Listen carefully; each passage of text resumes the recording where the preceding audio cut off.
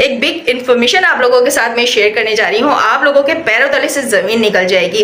अस्सलाम वालेकुम, hello everyone, welcome back to Shabnam talk walk के साथ। उम्मीद करती हूँ कि आप सब बिल्कुल खैरियत से होंगे और अल्हम्दुलिल्लाह मैं भी बिल्कुल ठीक ठाक हूँ जी। बाहर मोटर चल रहा है तो इसलिए मैंने यहाँ पे अपना सेटअप चेंज किया और इस तरह मैं ब्लॉग शेयर कर रही हूँ।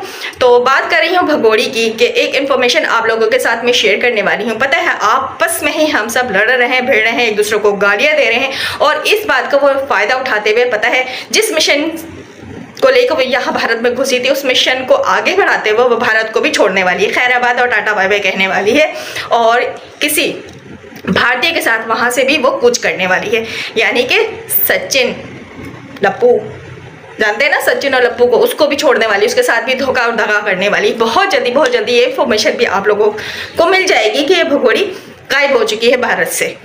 जिस तरह हैदर भाई हाथ मलते रह गए उसी तरह एक बार दोबारा से लप्पू हाथ मलते रह जाएगा और इस लप्पू को ये सजा जरूर मिलनी चाहिए। अच्छा जी, मैं बात कर रही हूँ कि भगोड़ी किसके साथ भागने वाली है। विराट नाम का एक बम्बई का रहने वाला ही बंदा है, बिजनेसमैन है, उसके साथ ये रफू चक्कर होने वाली है। जैसे कि पहले ये नेपाल से भारत आती है, अब ये जो बंदा ले जाने वाला है इसको ये भी नेपाल पहले लेके जाएगा, फिर नेपाल से इसको यूएसए या यूए के लेके जाता है या फिर कहीं और लेके जाता है। इस बारे में इंफॉर्मेशन अभी नहीं है, जैसे ही मिलेगी मैं आप लोगों से ज़रूर शेयर करूंगी। तो बात करती हूँ कि भगोड़ी अपने आदत से मजबूर और अपने मिशन को लेकर मतलब अपना काम जारी रखे हुए और हम लोगों को अपने काम में लगा दिया उसने। हम लोग आपस में ही लड़ रहे हैं, गालियाँ दे रहे हैं एक दूसरे को और ये जो भगोड़ी है अपना काम जारी रखे हुए। अब यहाँ से ये कुछ करने वाली है, कुछ किस लिए कर रही है, इंफॉर्मेशन किसको कलेक्ट करके देने वाली है, ये सारी बातें बहुत मायने रखती है। लेकिन आप लोगों ने तो इस बारे में बात नहीं करना है, आप लोगों ने तो इंडिया और पाकिस्तान करना है, आप लोगों ने तो हिंदू और मुसलमान करना है, क्योंकि आप लोगों का तो यही काम रह गया है। आप लोग यहाँ पर बकौल आप लोगों के इंसानियत की बात करने के लिए आए हैं, यहाँ पे इस केस पे 4 बच्चों के लिए बात करने के लिए आए हैं। लेकिन अब आप लोग का रुख जो है वो कहीं और जा चुका है, मतलब कि आप लोग पाकिस्तान, इंडिया और मुसलमान और हिंदू करने बैठ गए हैं, जिसका कोई फायदा नहीं है। भगोड़ी तो यही चाहती थी कि हम लोग अपने काम में लग जाए, भगोड़ी आसानी से अपने काम करके यहाँ से रफू चक्कर हो जाए। जैसे कि वो हैदर भाई को धोखा देकर यहाँ आकर बैठ गई 4 बच्चों को लेके, इसी तरह वो लप्पू को भी धोखा देने वाली है और लप्पू को धोखा देके फिर किस कंट्री में जाकर वो अपना कयाम करती है ये तो हमें अभी नहीं पता है। जैसे इंफॉर्मेशन मिलेगी जरूर आप लोगों के साथ में शेयर करूंगी। आप लोग बोलेंगे कि मैं फजूल की इंफॉर्मेशन आप लोगों के साथ शेयर कर रही हूँ, लेकिन आप लोग माने या ना माने ये इंफॉर्मेशन वक्त के साथ जरूर सच साबित हो जाएगी, जैसे कि हमेशा की तरह सारी इंफॉर्मेशन हमारी सच साबित हुई है। और पता है आप लोग चाहते ही नहीं है सच का सामना करना, आप लोग चाहते ही नहीं है ये जानना कि भगोड़ी असल में किस मकसद से भारत में इस तरह इनलीगल तरीके से घुसपैठ या घुसकर बैठ गई। जैसे कि वो नेपाल से इनलीगल तरीके से भारत में घुसकर बैठी, इसी तरह ही ये भारत से कुछ करने वाली है। विराट नाम के बिजनेसमैन है जो उसको लेकर यहाँ से रफू चक्कर होने वाला है और इसी तरह इनलीगल तरीके से उसको सपोर्ट हासिल होगी। तब भी जैसे अभी भारत में उसको फुल सपोर्ट किया जा रहा है, फुल प्रोटोकॉल के साथ यहाँ पे रखा जा रहा है। तो आप लोग क्या उसको आम बंदी समझ कर रखे में कि वो आम सी महिला है और प्यार में आ गई है वो लप्पू के, और लप्पू के प्यार में आकर वो इस तरह के काम कर रही है, जबकि सच तो कुछ और है। क्योंकि सच तो आप लोग जानना नहीं चाहते ना, जहां हम सच लाकर यहाँ रखते हैं आप लोगों की कंट्रोवर्सी स्टार्ट हो जाती है और आप लोग इंडिया पाकिस्तान करने बैठ जाते हैं और ये बताने की कोशिश करते हैं कि भाई हम भारतीयों को तो ऐसी इंफॉर्मेशन नहीं मिलती, लेकिन आप पाकिस्तानियों को कहाँ से मिल जाती है।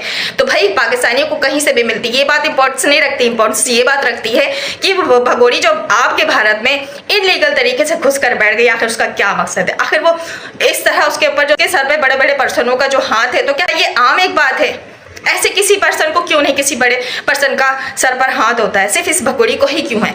भगोड़ी को ही इतना प्रोटोकॉल क्यों दिया जाता है? भगोड़ी ही क्यों हर केस में जब से इनलीगल तरीके से ये भारत में घुसकर बैठी है वो हर तरह से बच रही है, उसे बचाया जा रहा है? तो आखिर कौन सा इसको सोर्स हासिल है, कौन सी इसको सपोर्ट हासिल है? आखिर ऐसा कौन सा बंदा है जो इसके सर पर बैठा हुआ है?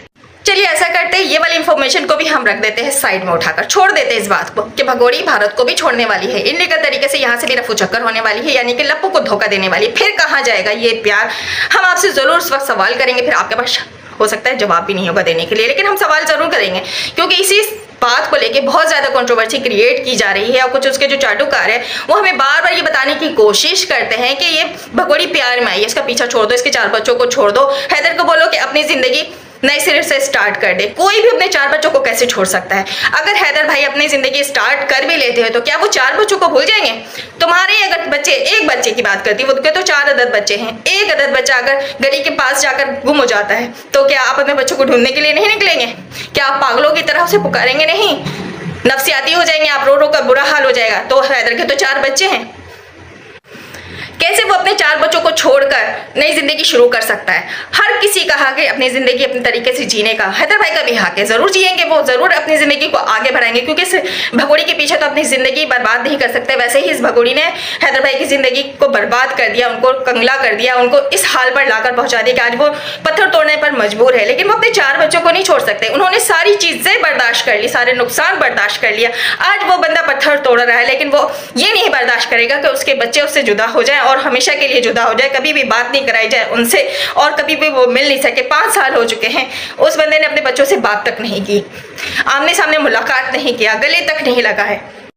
और उम्मीद है कि ये वाली इंफॉर्मेशन काफ़ी भारतीय सुनकर खुश भी हो जाएंगे कि अल्लाह का शुक्र है कि ये भगोड़ी से हमें निजात मिल जाएगी, ये भगोड़ी हमारे भारत को छोड़कर चली जाएगी। लेकिन एक बात आप लोग कान खोलकर सुन ले, चली तो वो जरूर जाएगी, आज न कल उसे यहाँ से भी कूच करना ही है, क्योंकि उसका एक मिशन का हिस्सा है।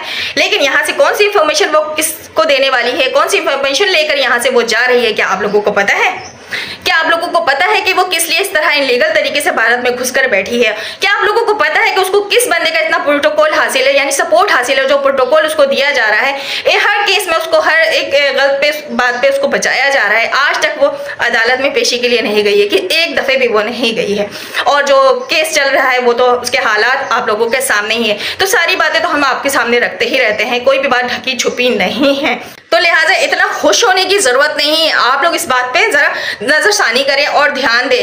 ज्यादा खुश होंगे तो फिर पता है ना, आप लोग मुंह के बल ही फिर गिरेंगे और आप लोगों का ही नुकसान हो जाएगा। लिहाजा इस भगोड़ी को जेल करवाने में ज्यादा से ज्यादा आप लोग आवाज उठाइए, साथ दीजिए, एक दूसरे से लड़ने की बजाय इस भगोड़ी पे ध्यान दीजिए कि भगोड़ी का मिशन क्या है। और ये इतने कॉन्फिडेंस से रह रही है, इतने मुस्कुराहट से वो ब्लॉग शेयर करती है और इतरा कर आज के भी ब्लॉग मैंने देखा, मेरा हासा नहीं रुक रहा था। बात यह है कि वो ट्रक की बत्ती के पीछे हमें लगा देती है और अपने काम वो कर रही है, अपने मिशन वो जारी रखी हुई है। उसका मिशन में जरा सा भी कोई फर्क नहीं आया। कौन से वो न्यूज़ इंफॉर्मेशन यहाँ से कलेक्ट करी और यहाँ से भी वो कूच करने वाली है।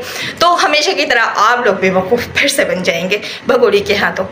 और आप सब अंदाजा नहीं लगा सकते कि ये भगोड़ी ने आखिर इतना बड़ा कदम उठाया तो किस लालच में उठाया है। भाई उसे बहुत बड़ी अमाउंट मिलने वाली है, पैसे के लालच में उसने इतना बड़ा कदम उठाया है। वो इतना धीरे धीरे से भारत में इनलीगल तरीके से, पहले पाकिस्तान से वो आई दुबई, दुबई से आती है नेपाल और फिर भारत में घुसकर बैठ जाती है। क्या वो एक आम लेडी है? आम लेडी पिछली गली में भी नहीं जा सकती अकेले, वो 4 बच्चों के साथ 3 कंट्री को क्रॉस करके यहाँ पर आकर बैठ गई है। तो क्या आप लोगों को ये मामूली बात लगती है? एटीएस की जांच भी जारी है और एटीएस की जांच जो है वो कभी खत्म होके नहीं दे रही है, क्योंकि उनको इन्फॉर्मेशन कुछ मिल ही नहीं रहा।